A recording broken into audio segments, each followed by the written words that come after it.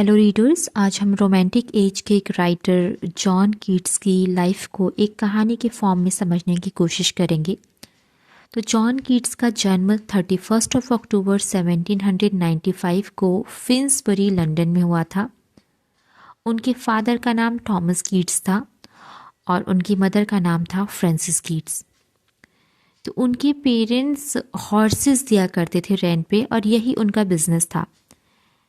15 अप्रैल 1804 को John Keats के father Thomas Keats की डेथ हो गई और उसके 3 महीने बाद फ्रांसिस कीट्स ने दूसरी शादी कर ली।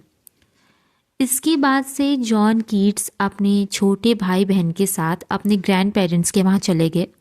उन्होंने उनकी देखरेख की। जॉन कीट्स की फैमिली में एक बीमारी थी, ट्यूबरक्लोसिस, और इसी रीज़न से उनके मदर की डेथ हो गई 1810 में।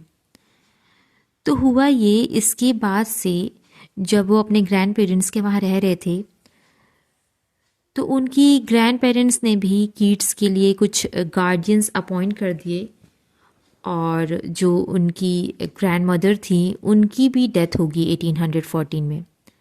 तो जॉन कीट्स ने कोई बहुत बड़े यूनिवर्सिटी वगैरह से नहीं पढ़ा था, उन्होंने लोकल स्कूल्स में ही पढ़ा था। तो वो जहाँ पे पढ़ते थे वहाँ पे उनकी दोस्ती हुई काउडन क्लार्क से, जो उनके लाइफ टाइम फ्रेंड बने।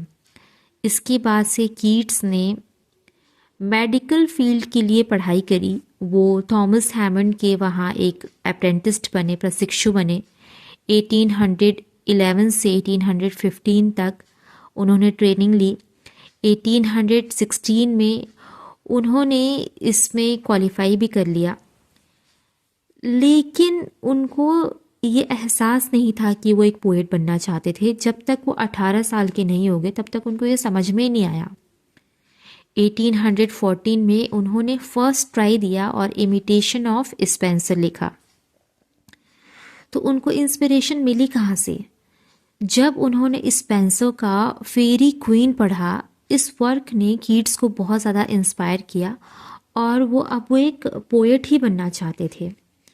उन्होंने कुछ पोएम्स भी लिखी और 1816 में इनका पहला वर्क आया, ओ सॉलिट्यूड, जिसको कि ले हंट ने पब्लिश करवाया था। 1817 में इनका फर्स्ट पोइटिक वॉल्यूम आया जिसका टाइटल था पोएम्स, और इसके लिए कोई रिव्यूज़ अच्छे नहीं मिले थे, इसके लिए बहुत हार्श रिव्यूज़ मिले। तो कीट्स ने पब्लिशर को लाइन ये लिखी, Praise or blame has but a momentary effect on the man whose love of beauty in the abstract makes him a severe critique on his own works. तो जो Keats थे वो Spencer से बहुत ज़्यादा इंस्पायर थे। साथ ही साथ जब उन्होंने चैपमैन के होमर को पढ़ा तो बहुत ज़्यादा खुश हुए।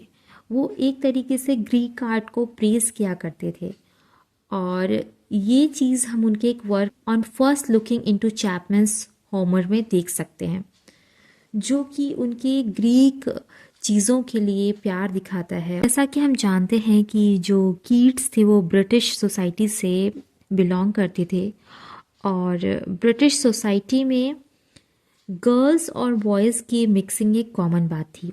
तो कीट्स भी बहुत सारे गर्ल्स के कांटेक्ट में आए और इज़ाबेला जोन्स के साथ भी उनका नाम जोड़ा जाता है, लेकिन उनकी लाइफ की जो सबसे इम्पॉर्टेंट वुमन है उनका नाम है फैनी ब्राउन, जिनसे वो बहुत ज़्यादा प्यार करते थे और उन दोनों ने एंगेजमेंट भी की थी।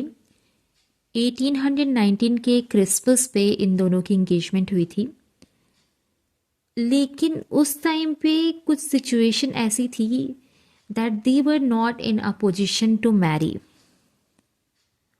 और वो अपनी फैनी ब्राउन को एक लेटर में लिखते हैं, I almost wish we were butterflies and lived but 3 summer days, 3 such days with you I could fill with more delight than 50 common years could ever contain. दोनों के बीच जो ये रिश्ता था उसमें सीरियस टर्न तब आया जब 1820 में कीट्स भी बीमार रहने लगे। 1818 में इनका वर्क एंडीमियन आया था। वो फैनी ब्राउन से मिले थे। इनके भाई की डेथ हो गई थी ट्यूबरक्लोसिस से, और इसके बाद से ये भी ट्यूबरक्लोसिस के चपेट में आने लगे थे और 1820 में बीमार रहने लगे। तो इस टाइम पे इनके जो वर्क्स थे वो बहुत प्रेज किए जा रहे थे, और इस टाइम आप कह सकते हैं कि वो अपने पोइटिक करियर में बहुत अच्छा कर रहे थे। लेकिन इनकी तबीयत बहुत ज़्यादा ख़राब होने लगी, तो डॉक्टर ने इनको एडवाइस किया कि आपको दूसरे क्लाइमेट में जाना चाहिए। अगर आप वार्मर क्लाइमेट में जाएंगे तो मे बी आपकी तबीयत ठीक हो जाएगी और आप जल्दी रिकवर करके वापस आओगे। तो उन्हें ऐसा लगा कि ठीक है, वार्मर क्लाइमेट में जा करके वो वापस आएंगे, maybe he will get married to Fanny Brown. पर ऐसा हुआ नहीं। 23 फरवरी 1821 में कीट्स की डेथ हो गई, और उनकी डेथ हुई अपनी फ्रेंड जोसेफ सेवन की गोद में। And on 26th of February 1821, he was buried in the English cemetery at Rome. तो यहाँ हमने कीट्स की लाइफ को आसानी से समझने की कोशिश की, और अगली वीडियो में मैं आपको कीट्स के वर्क को एक्सप्लेन करूँगी और कोशिश करूँगी कि आपको वह आसानी से समझ में आए। मिलते हैं नेक्स्ट वीडियो में। Thanks for watching.